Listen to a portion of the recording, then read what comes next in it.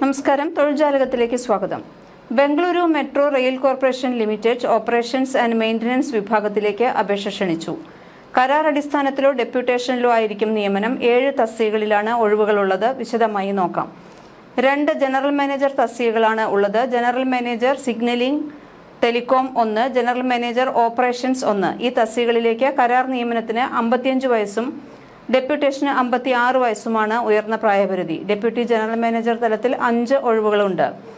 Safety, SSM, AFC, tele, stores, PWA എന്നിവ ഓരോന്ന് വീതമാണ് ഉള്ളത്. 48 വയസ്സാണ് പ്രായപരിധി.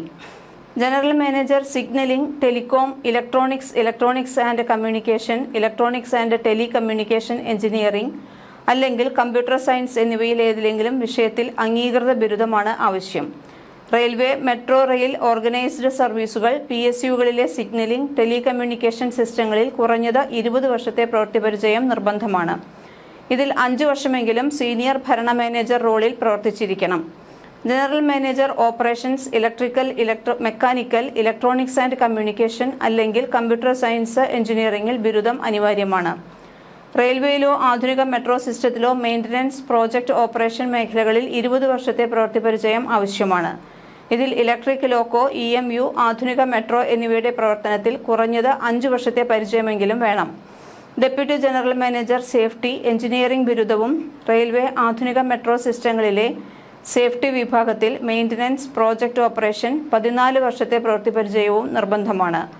Operations, signalling, civil, PWA, rolling stock അല്ലെങ്കിൽ ഇലക്ട്രിക്കൽ വകുപ്പുകളിൽ പരിശോധനകളും തുടർ നടപടികളും നടത്തിയ പരിചയമുള്ളവർക്ക് മുൻഗണനയുണ്ട്.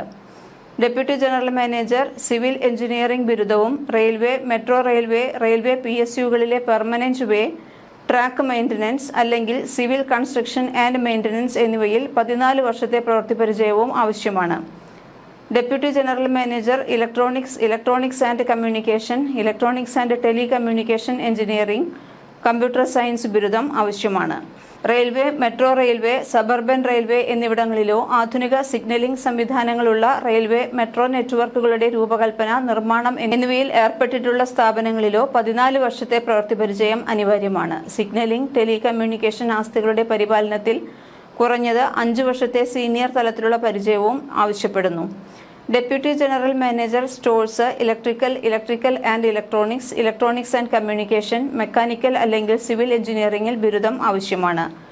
റെയിൽവേ PSU, ആധുനിക മെട്രോ സിസ്റ്റം, പ്രമുഖ സ്വകാര്യ സ്ഥാപനങ്ങൾ എന്നിവിടങ്ങളിലെ സ്റ്റോർ പ്രവർത്തനങ്ങളിൽ പരിചയം ആവശ്യമാണ്. കൂടാതെ വലിയ മൂല്യമുള്ള സ്റ്റോറുകൾ കൈകാര്യം ചെയ്യുന്നതിലും ഇൻവെന്ററി മാനേജ്മെന്റ്, ടെൻഡറിംഗ്, പ്രോജക്റ്റ് സ്പെയറുകൾ, ഉപകരണങ്ങൾ എന്നിവയുടെ ഡിജിറ്റൽ ജെം പ്ലാറ്റ്ഫോമുകളിലെ സംഭരണം എന്നിവയിലും കുറഞ്ഞത് 14 വർഷത്തെ പ്രവൃത്തിപരിചയമാണ് ആവശ്യം. Deputy general manager PWA, civil engineering ബിരുദവും റെയിൽവേ, മെട്രോ റെയിൽവേ PSUകളിലെ പെർമനന്റ് വേ, മെയിൻ്റനൻസ് അല്ലെങ്കിൽ കൺസ്ട്രക്ഷൻ മേഖലകളിൽ 14 വർഷത്തെ പരിചയം ആവശ്യമാണ്. ജനറൽ മാനേജർക്ക് 2,06,250 രൂപയും ഡെപ്യൂട്ടി മാനേജർക്ക് 1,64,000 രൂപയുമാണ് പ്രതിമാസ ശമ്പളം. ഡെപ്യൂട്ടേഷൻ വഴി വരുന്നവർക്ക് അവരുടെ മാതൃവകുപ്പുകളിലെ ശമ്പള ഘടന ബാധകമായേക്കാം. GPA, GMC, യാത്രാബത്ത തുടങ്ങിയ കമ്പനികളുടെ നിലവിലുള്ള നിയമങ്ങൾ അനുസരിച്ചുള്ള മറ്റു ആനുകൂല്യങ്ങളും ലഭിക്കും. ഓൺലൈൻ അപേക്ഷകൾ സമർപ്പിക്കേണ്ട അവസാന തീയതി 2026 ജനുവരി 15 ആണ്. ഓൺലൈൻ അപേക്ഷ സമർപ്പിച്ചതിനു ശേഷം ഒപ്പിട്ട അപേക്ഷയുടെ പ്രിന്റ് കോപ്പിയും അനുബന്ധ രേഖകളും ജനുവരി 20 അയക്കേണ്ടതാണ്. കൂടുതൽ തൊഴിൽ വാർത്തകൾക്ക് ഈ ചാനൽ സബ്സ്ക്രൈബ് ചെയ്യൂ.